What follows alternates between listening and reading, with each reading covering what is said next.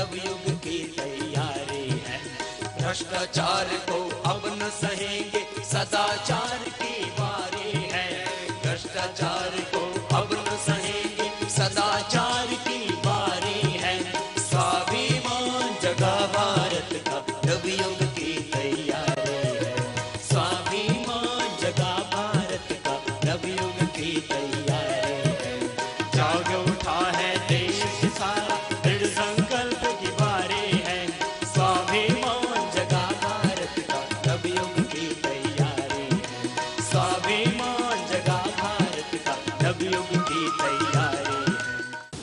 नोएडा में 2 दिवसीय निःशुल्क योग विज्ञान शिविर के समापन के उपरांत श्रद्धेय योग ऋषि स्वामी रामदेव जी महाराज ने नोएडा शिविर के आयोजक श्री सुधीर सिंघल जी को, जो लंबे समय से पतंजलि योगपीठ से भी जुड़े हुए हैं, उनके प्रतिष्ठान मनोहर लाल सर्राफ एंड सन्स में सभी लोगों को अपना आशीर्वाद प्रदान किया। इसके उपरांत राष्ट्रनायक स्वामी रामदेव जी महाराज चल पड़े अपने अगले पड़ाव मुजफ्फरनगर की ओर। मुजफ्फरनगर जाने के क्रम में शाम हो चुकी थी, लेकिन राह में पड़ने वाले गांव पिथौड़ा के लोगों ने राजमार्ग पर स्वामी जी के काफिले को रोककर भव्य स्वागत किया। पिथौड़ा गांव आचार्य कर्मवीर जी महाराज का जन्म स्थल है। यहाँ भाई बागेराम भाटी जी, बागेराम आर्य जी, भाई परमार जी और भाई अमर शास्त्री जी तो पहले दिन से इस पूरे अनुष्ठान में लगे हुए हैं। और भाई शामिल जी, सभी को और सब गांव के एक एक भाई बहन और जो जवान युवक हैं और सब बुजुर्ग हैं, तो सब बुजुर्गों को मेरा प्रणाम। बात यह है कि बहुत दिनों से हमारी भी दिल से इच्छा थी, सत्य आचार्य जी भी चाह रहे थे, वो भगवान का विधान होता है ना, तो वो आज का दिन इसके लिए निश्चित था और वो भगवान का काम भगवान ने करा दिया। तो आप लोगों ने भी पूरी तपस्या की और बहुत उत्साह है और अच्छा लग रहा मुझे। सब जवान बच्चों की घड़ियों में अभी भी जले हुए हैं और रोज हवन करते हैं। इस काम को और आगे बढ़ाते रहना है और आप सबको मेरा दिल से बहुत बहुत प्रणाम। भ्रष्टाचार की लड़ाई, व्यवस्था परिवर्तन की लड़ाई, इस पूरी लड़ाई में सत्य आचार्य जी हमारे साथ होंगे। और जहां तक कार्य का प्रश्न है, कार्य तो जितना ज्यादा होगा हिंदुस्तान में उतनी अच्छी बात है। तो श्रद्धेय आचार्य श्री जो भी कार्य करेंगे, जो भी उनके सेवा कार्य चल रहे हैं, उसमें हम साथ साथ रहेंगे। तो ये मिलने का मतलब खाली फिजिकली मिलना नहीं है। जो भी सेवा के अनुष्ठान चल रहे हैं, राष्ट्र निर्माण का जो भी काम चल रहा है, उस सारे काम में श्रद्धेय आचार्य कर्मवीर जी महाराज और स्वामी रामदेव दोनों साथ साथ हैं।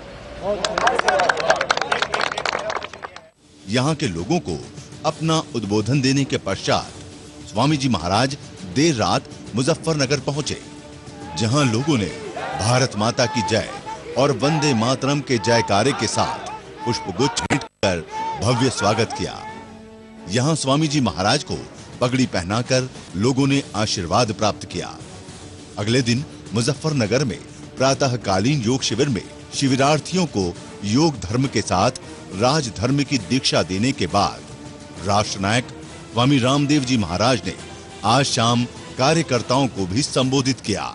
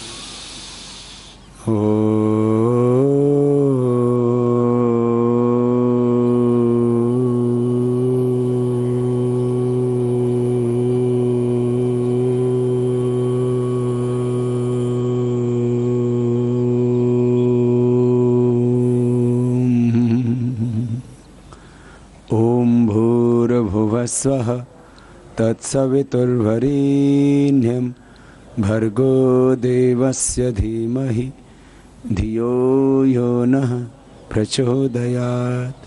ॐ सहनाववतु सहनौ भुनक्तु सह वीर्यं करवावहै तेजस्विनावधीतमस्तु मा विद्विषावहै।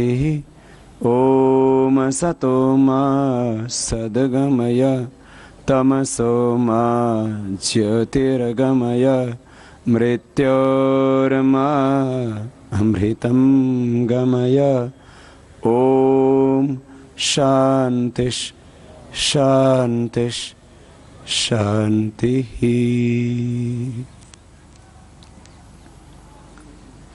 भगवान ने जिस वस्तु को, जिस पदार्थ को जिसके लिए निर्मित किया है, जिसके लिए बनाया है, वो अपना काम पूरा कर रहा है। पेड़ को किसके लिए बनाया है? बोलो तो। छाया देने के लिए, फल देने के लिए, ऑक्सीजन देने के लिए और फर्नीचर देने के लिए और औषधि के लिए। अलग अलग पेड़ों के फल, फूल, पत्ते, तना अलग अलग उपचारों में भी तो काम आते हैं ना। तो किसी भी पेड़ ने, किसी भी वनस्पति ने, किसी भी जड़ी बूटी ने ये कहा कि बुखार ठीक नहीं, गिलोय रूठ के बैठ गए, मैं बुखार ठीक नहीं करूंगी। बोलो, गिलोय को जिसके लिए बनाया वो अपना काम कर रही है। छोटी सी लता है, वो बुखार ठीक करती है, वो डेंगू ठीक करती है, चिकनगुनिया ठीक करती है, प्लेटलेट्स को बढ़ाती है, कैंसर से बचाती है, इम्यून सिस्टम को स्ट्रॉन्ग करती है। एक गिलोय के, अरे हम तो मनुष्य हैं, हम कितना भला कर सकते हैं मानवता का। एक लता को देखो, गिलोय को भगवान ने जिसके लिए बनाया वो काम पूरा कर रही है। हर आदमी अपने घर में गिलोय को लगाना। गिलोय कभी रूठती नहीं है। गिलोय को हम कभी कुछ रिटर्न नहीं करते कि भाई उस, अब जैसे कोई भी मेडिकल स्टोर से दवाई लेके आए तो पैसे देते हो, मेडिकल स्टोर वाले के पास रहते हैं, जड़ी बूटी के पास कोई पैसा पूसा नहीं जाता है। गिलोय किसी से कुछ रिटर्न नहीं लेती। गिलोय अपना जो धर्म है उसको किसी भी कीमत पर छोड़ती नहीं। गिलोय का बताया। ऐसे ही ब्राह्मी है, शंखपुष्पी है, वचा है, पुष्कर मूल है, ज्योतिषमती और तमाम दिमाग को बढ़ाने वाली औषधि, वो अपना काम कर रही हैं सब। अर्जुन अपना काम कर रहा है, हम हृदयामृत और अर्जुन की छाल देते हैं, हार्ट के रोगी अच्छे हो जाते हैं। हर जड़ी बूटी अपना काम कर रही है। अर्जुन पेड़ है, उसकी छाल जो है वो हृदय रोगों में काम आती है, कोलेस्ट्रॉल को कम कर देती है, हृदय को ताकत दे देती है। जिनका इजेक्शन फ्रैक्शन कम हो गया है, जिनको हार्ट अटैक की प्रॉब्लम है, जिनके वाल सिकुड़ गए हैं, उनको हार्ट के लिए अर्जुन की छाल देते हैं। उसका घन सत्व निकाला हमने, कुछ और दूसरी जड़ी बूटियां उसके अंदर मिलाई और हमने हृदयामृत बना दी। जिनका इजेक्शन फ्रैक्शन कम है, जिनको टेकिकार्डिया की प्रॉब्लम है, जिनको वाल सिकुड़ने की प्रॉब्लम है, जिनका हार्ट इनलार्ज है, वो अपना ठीक कर देते। खदीर एक पेड़ होता है, उसकी छाल ले लेते हैं, नीम की छाल ले लेते हैं, पत्तियां ले लेते हैं। और ऐसे ही मंजीठ, अलग अलग औषधियाँ हैं, उशबा है, चिरायता है, कुटकी है, हल्दी है, दारू हल्दी है, एक दारू हल्दी एक झाड़ होता है। इन सबको लिया हमने कायकल्पट्टी बना दिया। मैंने एक बात कही कि जो हम आज आयुर्वेद की जड़ी बूटियों का प्रयोग करते हैं उसमें वनस्पतियां हैं, उसमें कुछ लताएं हैं, उसके अंदर कुछ क्षुप हैं, कुछ उसके अंदर झाड़ियां हैं, उसके अंदर कुछ पेड़ हैं अलग अलग। जैसे अशोक है, उसकी छाली प्रयोग में आती है। जैसे शोनाक, उसकी छाली प्रयोग में आती है। जैसे अर्जुन है, उसकी छाल ही प्रयोग में आती है। बबूल की भी और कीकर की भी छाल प्रयोग में आती है। बहुत सी औषधियों की छाल, किसी के पत्ते, किसी के फल, किसी के फूल प्रयोग में आते हैं। तो मैंने कहा भगवान ने जिस वस्तु को जिसके लिए बनाया वो अपना काम पूरा कर रही है। देखो, फिर वो सब पेड़ ऑक्सीजन ही देते हैं। कोई भी पेड़ ऐसा कहा जाता है शायद रबर वाला पेड़ जो है उसका धर्म वैसा है, तो फिर शायद वो कार्बन डाइऑक्साइड देता है, ऐसा मैंने सुना है। मैंने उसकी ज़्यादा तहकीकात नहीं की है, लेकिन फिर कुछ पेड़ ज़्यादा ऑक्सीजन भी देते हैं, जैसे पीपल, जैसे तुलसी, है ना, इसमें और भी ज़्यादा गुण है। अच्छा, दूध सब एक जैसा नहीं होता। माँ का दूध अलग है, गाय का दूध अलग है, बकरी का दूध अलग है। पेड़ों में भी दूध होता है, बड़ का दूध अलग है, आखे का दूध अलग है।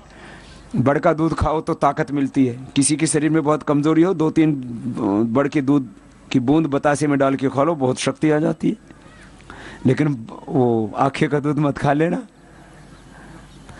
सब पेड़ पौधों का दूध एक जैसा नहीं होता। सब जो जीव हैं वो भी दूध देते हैं। स्तनधारी जो जीव हैं वो, उनमें भी दूध होता है। इंसान भी स्तनधारी है, जानवर भी स्तनधारी हैं, उनका माँ का भी दूध एक है। फिर माँ जैसा खाना खाती है वैसा दूध होता है। अब जो माँ शाक सब्जियां खाती है, फल खाती है, दूध पीती है, उसका दूध बहुत अच्छा होता है। और जो माँ मुर्गा खाती है जो माँ दारू पीती है, हाँ विदेशों में तो माताएं मुर्गा बहुत खाती हैं, दारू बहुत पीती हैं, सिगरेट भी पीती हैं, तो वो भी तो अंश बच्चे के दूध में आएगा। तो वो बच्चे दूध पीते पीते ही थोड़े बड़े होते हैं, बाद में वो भी दारू पीने लग जाते हैं, उसका असर आता है। मैं अगली बात कहना चाहता हूं इसके माध्यम से, पेड़ों का भी ऑक्सीजन एक जैसा नहीं होता। मैं कह रहा था भगवान ने जिस जीव को जिस काम के लिए बनाया है, जिस वस्तु को जिस काम के लिए बनाया है, जिस वनस्पति को जिस काम के लिए बनाया है, वो सब अपना अपना काम बोलो कर रहे हैं। सूरज जिसके लिए बनाया है, सूरज का काम क्या है बोलो?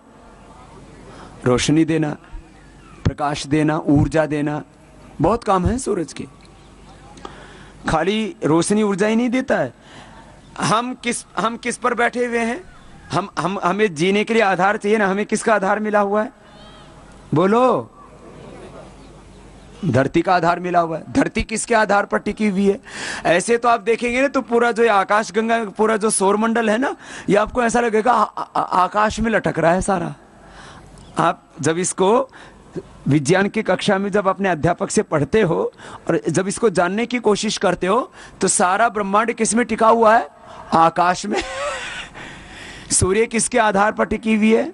धरती किसके आधार पर? सूर्य के आधार पर। और ये इस हम जिस ब्रह्मांड में रहते हैं, इसमें कितने ग्रह हैं? कितने उपग्रह हैं?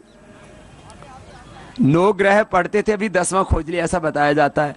10 ग्रह 32 उपग्रह हैं ऐसा बोलते हैं ना। फिर इसमें कितने तारा मंडल हैं? अभी थोड़ी देर में तारे दिखेंगे, ऐसे तो बोला जाता है तारे दिखेंगे।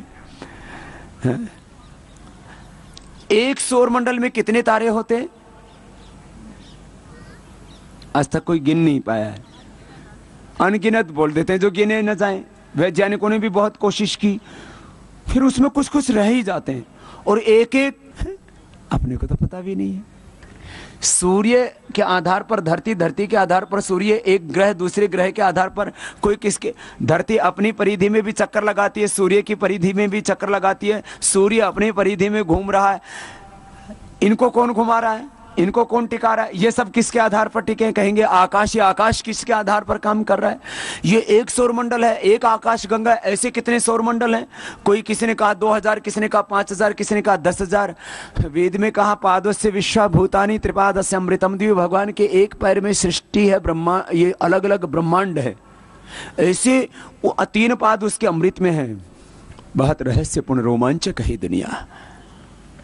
सब अपना अपना काम करने में लगे हैं, लेकिन आदमी अपना काम पूरा करने में नहीं लगा हुआ। ये गड़बड़ है। इसके पीछे मैं कहना ये चाह रहा था। और जो कुछ करता है उसके बदले तुरंत इसको रिटर्न चाहिए। मुझे क्या मिलेगा? बाकी दुनिया का कोई जीव जंतु, कोई सृष्टि की वस्तु रिटर्न उसको नहीं चाहिए। आदमी को जब तक रिटर्न नहीं मिलता तब तक कुछ करने के लिए तैयार नहीं। बहुत हल्की कहावत कही जाती है, बोलो भाई ये तो बहुत स्वार्थी है, कंजूस, महाकंजूस मक्खी चूस है।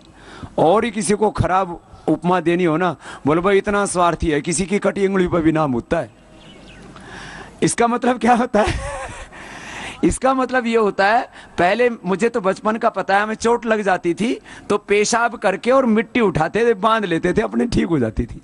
तो कुछ तो इतने लोग हैं कि उनके मूत्र से भी किसी का इलाज होता हो तो बोलो ना मुत्तू भाई, इसका मिलेगा क्या? तेरे तो ये अंगुली ठीक हो जाएगी, मुझे क्या मिलेगा? अरे तू रोज मुत्ता है, तेरे को क्या मिला है बावड़े? बात समझ में आई? तो भाई आदमी इतना स्वार्थी हो गया है कि मुझे क्या मिलेगा। नहीं, हम न सोचें हमें क्या मिला है, हम ये सोचें किया क्या है अर्पण। हमें क्या दिया है हमने?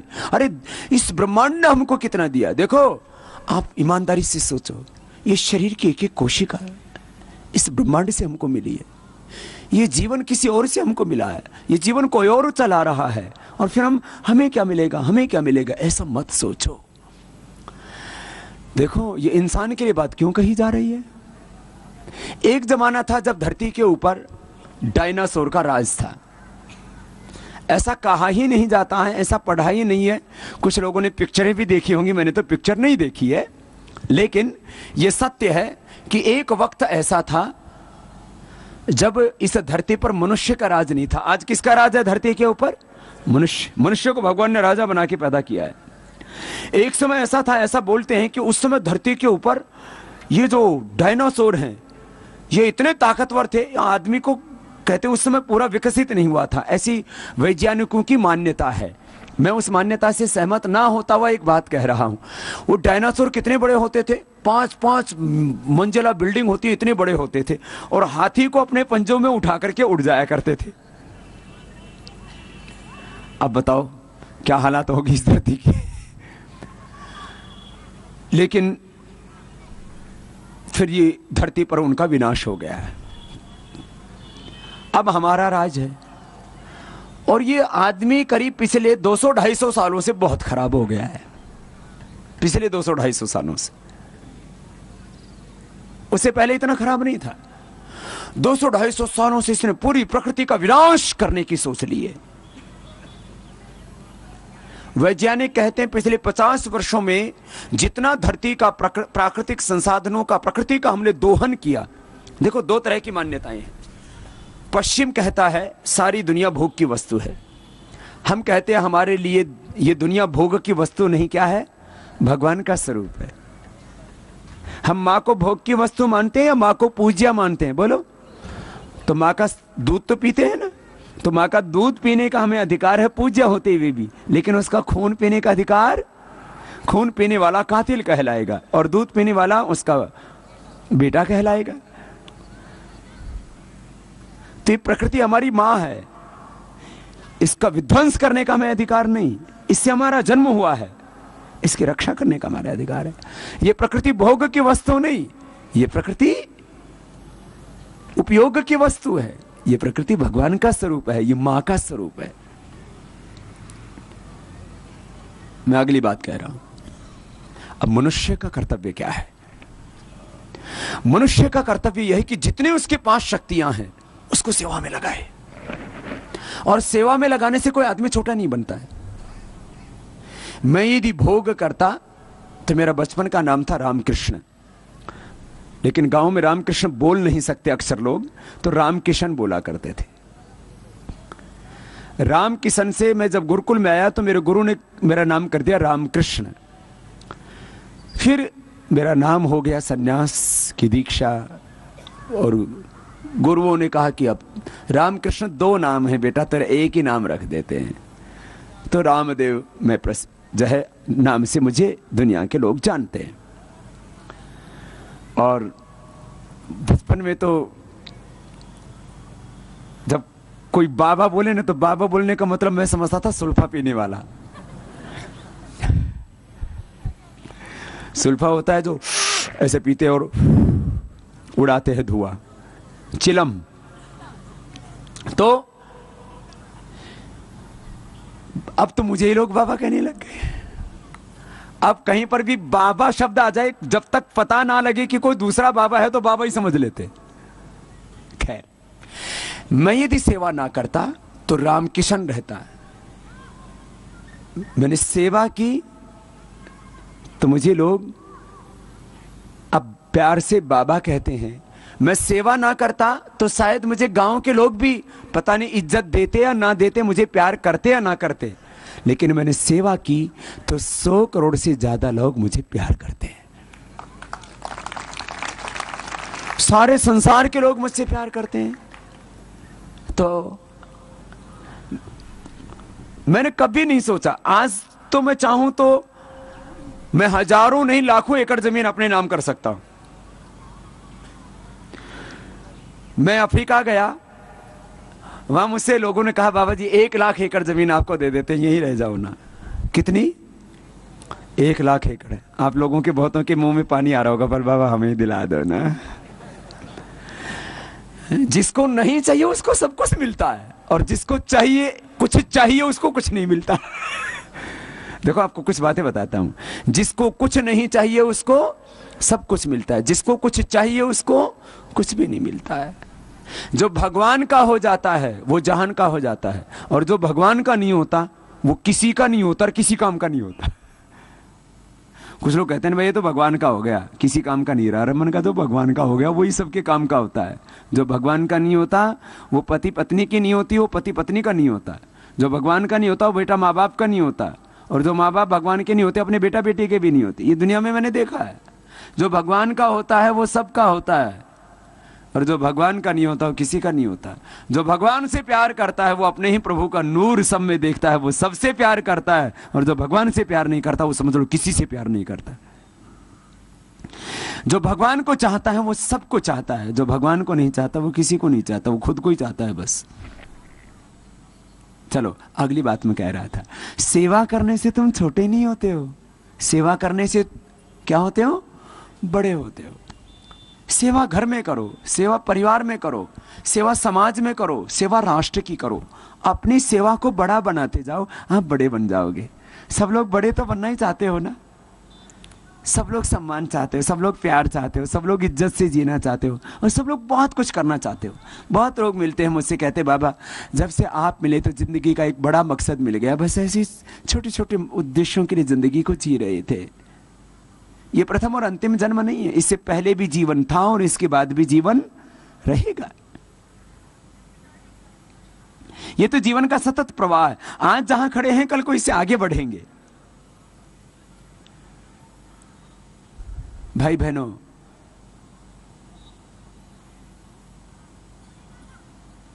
मुझे कुछ बातों को लेकर के कतई शंका नहीं है, लेकिन 99% लोगों को कुछ बातों में शंका है। एक, सेवा के बारे में मैंने आपसे बात की, सारी ब्रह्मांड तो सेवा से ही चल रहा है। कुछ लोग कहते हैं हम सेवा करेंगे तो हम तो सब कुछ अपना दे बैठेंगे, खो बैठेंगे। सब कुछ खो करके ही सब कुछ पाया जाता है। मिटा दे अपनी हस्ती को, गर कुछ मर्तबा चाहिए कि दाना खाक में मिलकर गुले गुलजार होता है। दाना जब मिट्टी में डाल दिया जाता है तो वो खत्म हो जाता है। अब हमने बड़ का पीपल का बीज डाला, बाजरे का बीज डाला, तो बीज रहता है? बोलो, बीज क्या बन जाता है?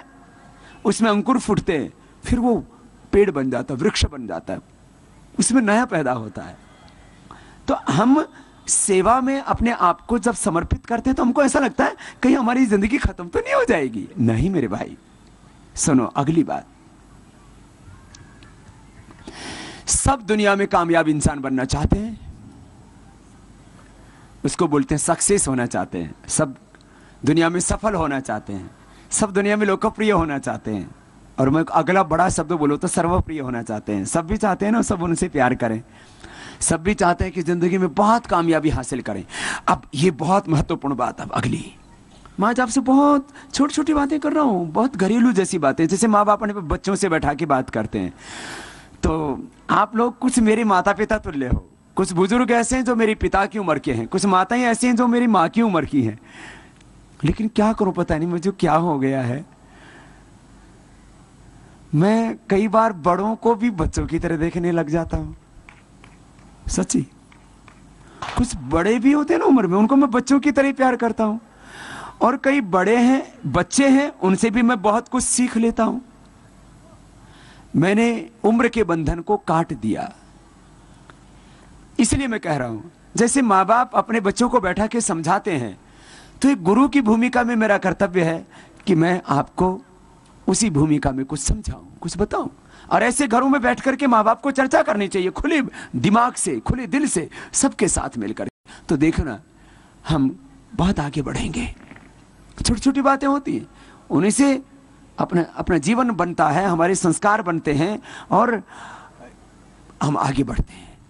वही छोटी छोटी बातें अभी कुछ बताता हुआ आगे बढ़ रहा हूं।